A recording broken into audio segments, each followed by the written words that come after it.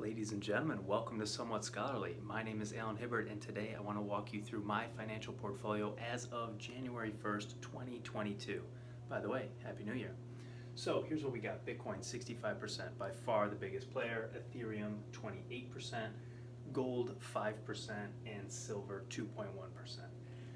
I also unfortunately have some dollars, about 0.4%, because, well, I sort of need them. I live in the United States. So if you've been following me, you know that this portfolio has basically been the same almost for an entire year, all of 2021 for the most part. And why is that the case? Well, it's pretty clear to me that we're in the midst of multiple crises in the world. Not only do we have a health crisis, but we have a financial crisis. We also sort of have a supply chain crisis, which could turn into a geopolitical crisis, could turn into other types of crises, food crisis and so on. And so what do you do in a crisis? Well, you hold cash.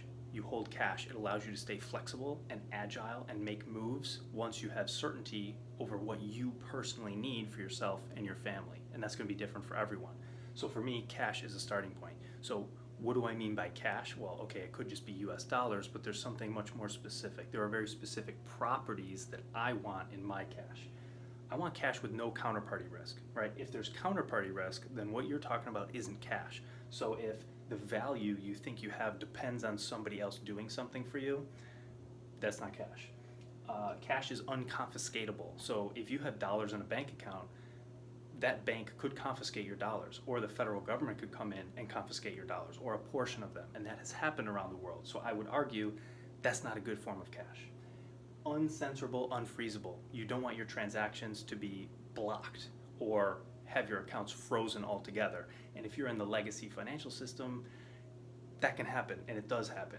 I don't like that.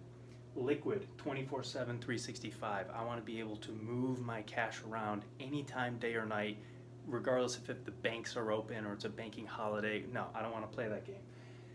So I don't like US dollars. I don't think it fits the bill here. And a store of value, get out of town. Get out of town. So with these things in mind, what's the best form of cash? Well, that's why I've come up with this portfolio here. I think it fits the bill very nicely, and until further notice, this is what I'm going to do. You'll notice I have no stocks, no bonds, no real estate, no NFTs, nothing that I consider super speculative. Maybe Ethereum a little bit, but probably not. So that's what I've got. I hope it was helpful for you.